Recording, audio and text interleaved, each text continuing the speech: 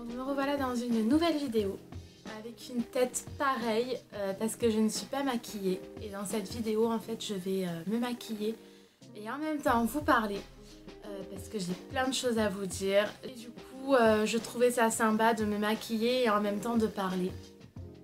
Donc voilà, c'est parti. Donc pour le maquillage je vais d'abord utiliser la base préparatrice de chez L'Oréal.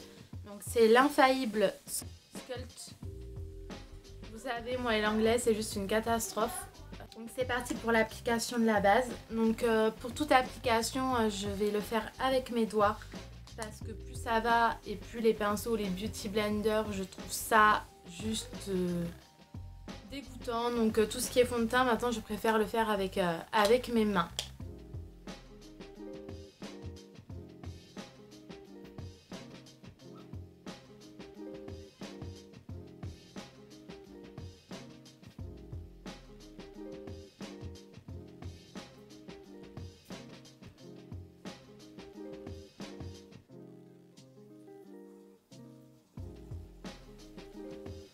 Donc ce produit c'est vraiment juste pour préparer le teint à recevoir le fond de teint. Donc pour le fond de teint j'ai choisi celui de chez Sienne. Sienne c'est une marque que vous pouvez trouver à Lidl. Et c'est la Natural Beige.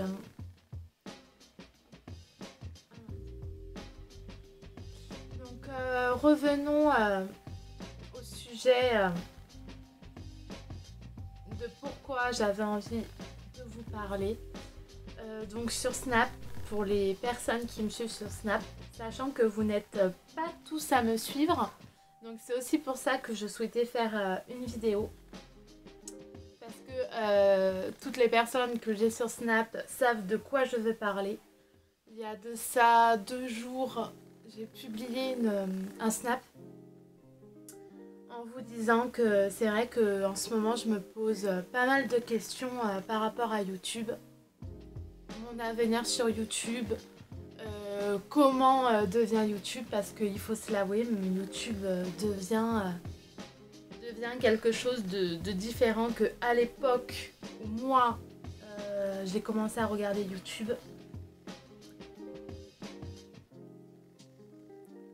Donc est-ce que c'est le fait que maintenant que je fasse des vidéos et que je publie des vidéos, je sais plus ou moins comment ça se passe et du coup que je me rende compte, ou est-ce que c'est réellement YouTube qui a changé? Je ne sais pas.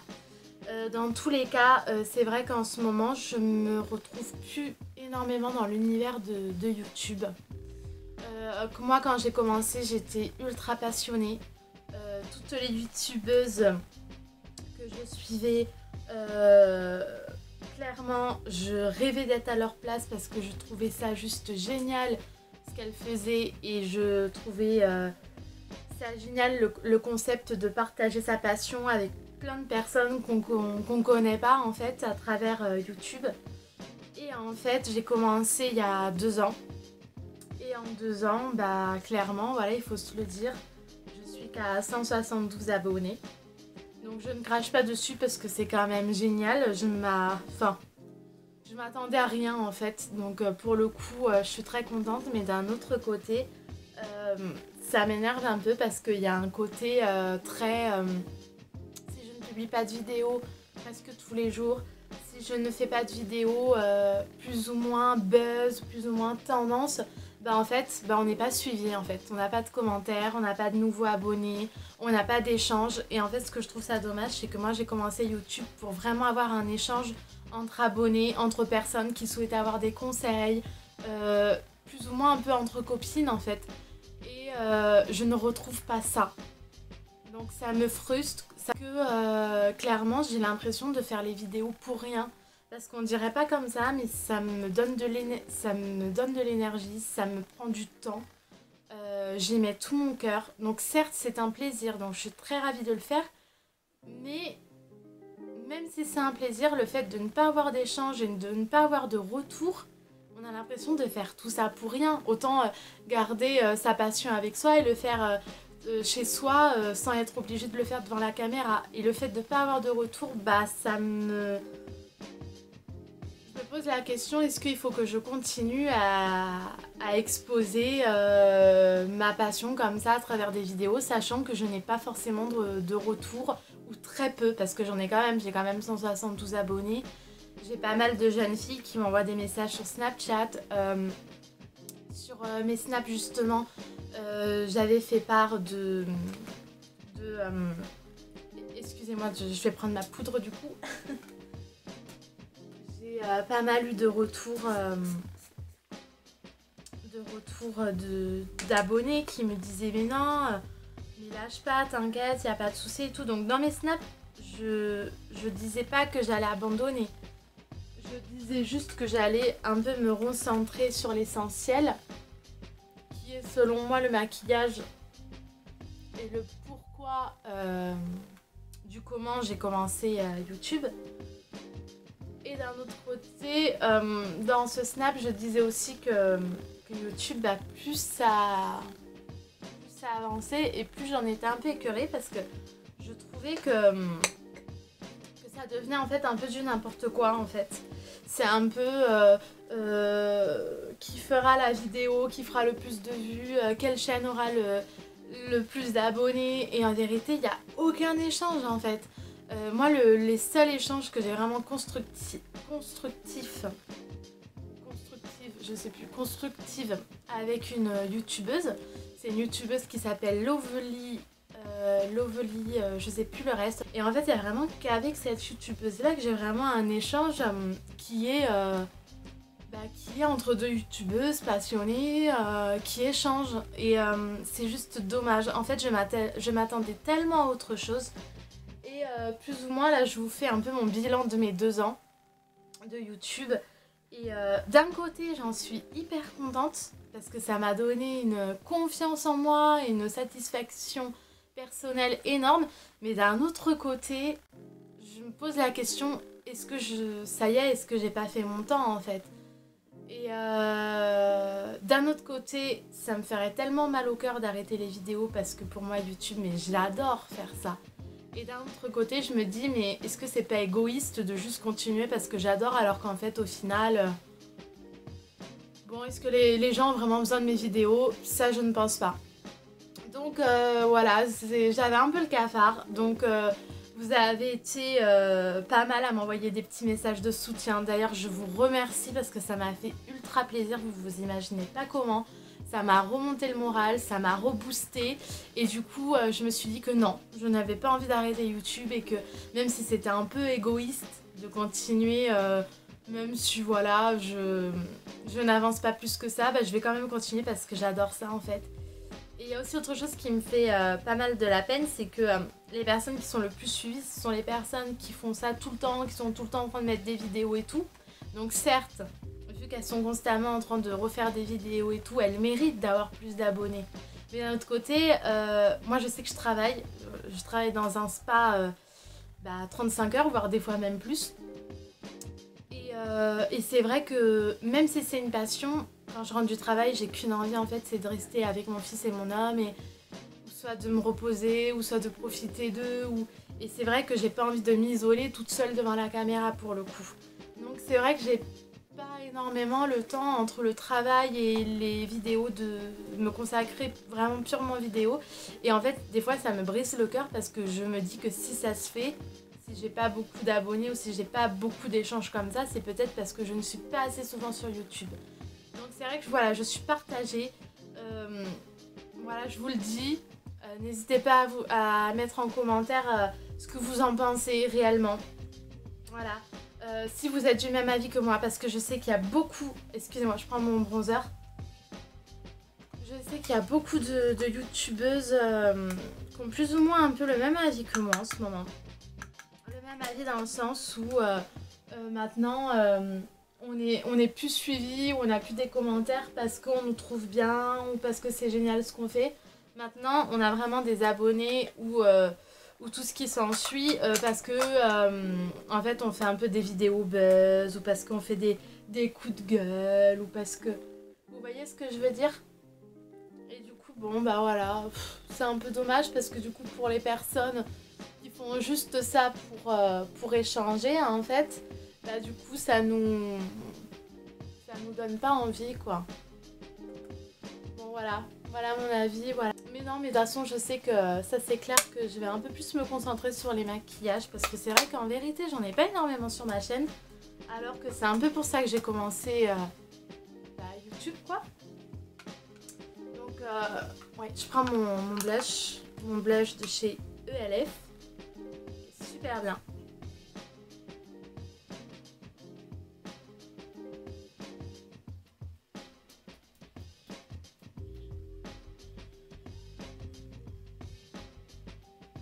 Et puis même autre chose, j'ai vraiment l'impression que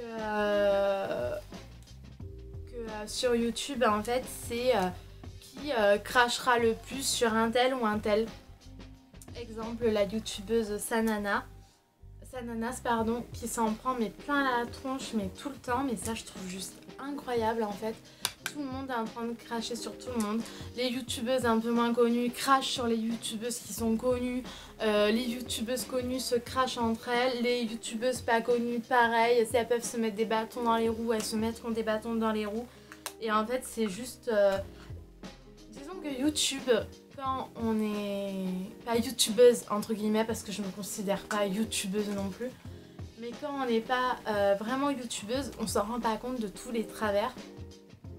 Et quand on l'est, oui, on s'en rend compte quand même qu'il y a des choses où, je sais pas, c'est bizarre.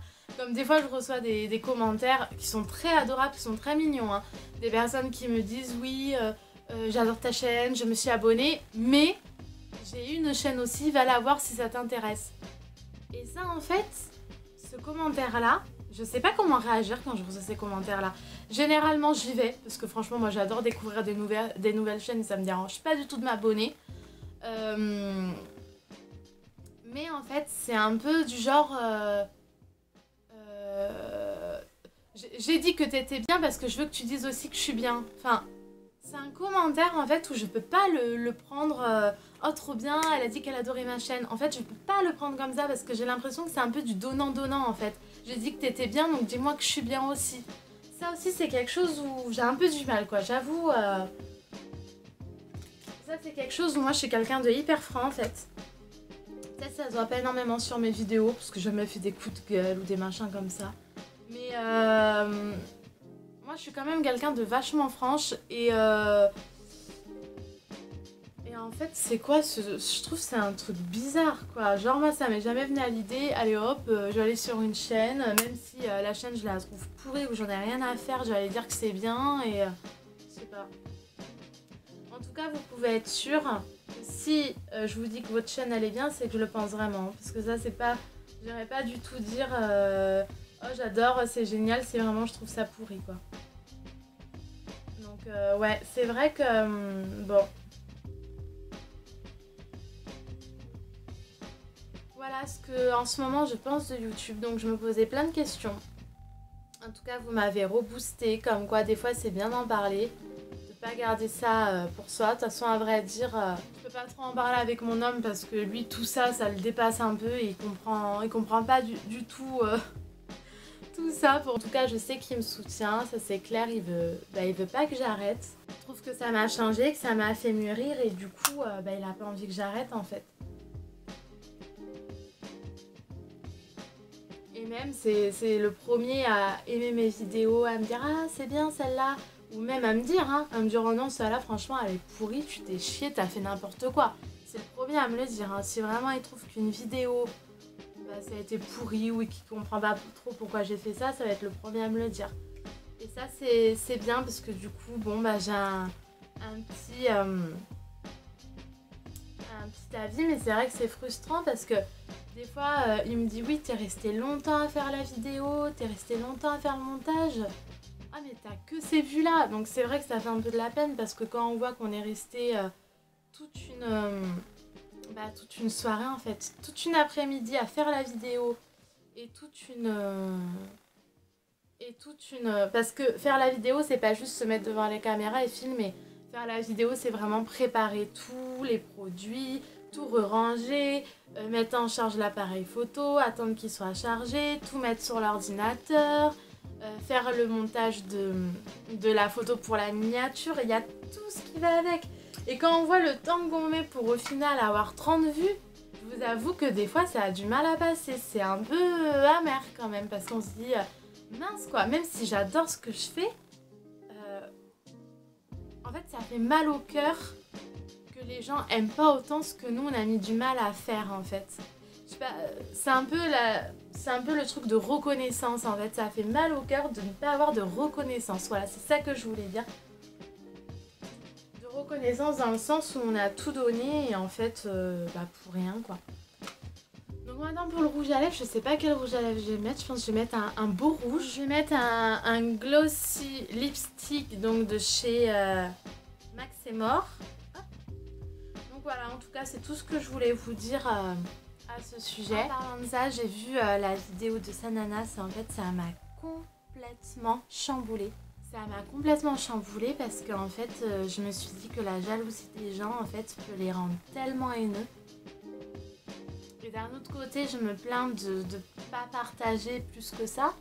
Mais quand je vois le nombre d'abonnés qu'elle a et tout ce qu'elle se prend dans la gueule, je me dis en vérité, moi j'ai peut-être que 173 ou 174, je sais même plus, abonnés.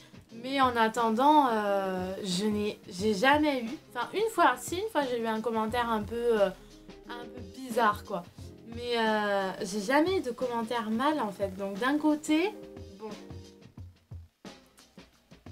Donc, pour le rouge à lèvres, c'est fait. Pour les yeux, je crois que je vais juste faire un trait d'eyeliner et ça ira très bien. Hein. Donc, je vais quand même mettre comme fard à paupières...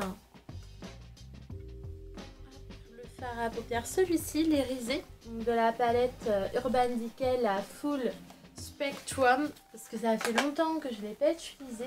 Donc, je prends mon petit pinceau de chez AliExpress. Bon, enfin bref, on pourra en parler pendant des heures, mais c'est vrai que YouTube inconsciemment, voilà, j'imaginais pas les choses comme ça en fait. Déjà, je pensais réellement avoir plus d'échanges.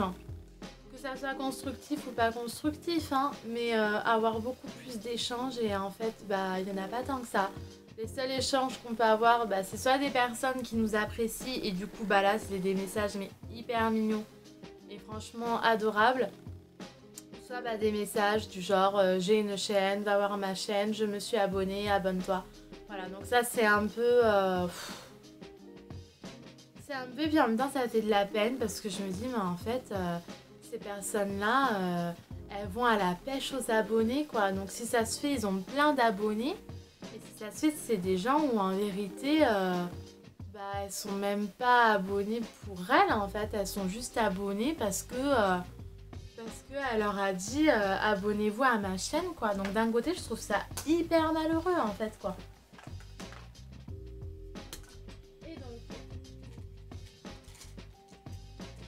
Petit trait de liner et pour le liner donc c'est celui de chez L'Oréal, le Super Liner Ultra Précision. Celui-là ça faisait longtemps que je l'utilisais pas.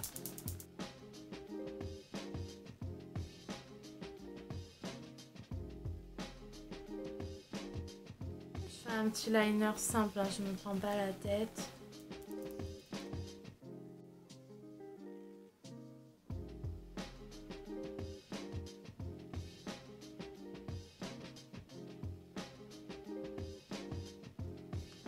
Liner fait, je vais faire sur l'autre œil. Donc une fois que j'en suis là et donc que j'ai fait mes deux traits de liner, je vais utiliser le mascara de chez Revlon, donc celui que je vous avais dit que je trouvais que la brosse était trop petite, mais en soi le produit je le trouve bon, donc c'est pour ça que je continue à l'utiliser. Mais c'est vrai qu'une brosse un peu plus grande aurait été bien. Mais en soi, le produit, en fait, je le trouve tellement bien que du coup, je continue à l'utiliser.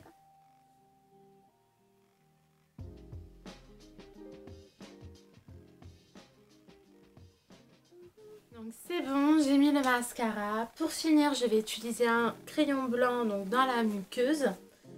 Et donc, Pour cette vidéo, c'est terminé. J'espère qu'elle vous a plu. N'hésitez pas à me mettre en commentaire si vous voulez que je vous fasse encore des vidéos où je parle et où je me maquille en même temps. Et puis voilà, en tout cas, moi j'ai beaucoup aimé faire cette vidéo. Ça m'a fait beaucoup de bien de vraiment vous dire clairement en ce moment ce que je pensais et ça m'a fait vraiment beaucoup de bien. Excusez-moi, je me concentre. Et voilà le maquillage pour aujourd'hui. Donc il fait un peu soirée, mais moi vous me connaissez, autant soir que journée, je peux me maquiller comme je le veux parce que voilà, j'ai pas trop de code au niveau maquillage. Si j'ai envie de trop me maquiller un jour, je le ferai. Il y a des jours où j'ai pas du tout envie de me maquiller, donc je ne le fais pas non plus. Donc voilà, je vous fais d'énormes bisous. N'hésitez pas à me suivre sur Snapchat parce que comme je vous dis, vous n'êtes pas tous sur mon Snapchat, donc je vous le mets bien en bas de la vidéo. Parce que comme j'ai pu vous faire comprendre dans la vidéo, je n'ai pas vraiment, mais vraiment, si je pourrais, je le ferais. Mais je n'ai pas le temps de vous poster tous les 2 jours des vidéos. Donc du coup, n'hésitez pas à me suivre sur Snapchat. Parce que Snapchat, c'est rapide, je l'ai souvent avec moi, je publie souvent des choses. Donc voilà, n'hésitez pas à me suivre sur Snapchat. Je vous fais d'énormes bisous. Et n'hésitez pas à vous abonner aussi, ça me fera hyper plaisir. Et au moins, ça prouvera que vous avez aimé cette vidéo et que vous souhaitez en avoir d'autres par la suite. Donc de ce style là, parce que de toute façon je vais continuer les vidéos, voilà, je vous préviens. Bon plein de bisous et à une prochaine vidéo.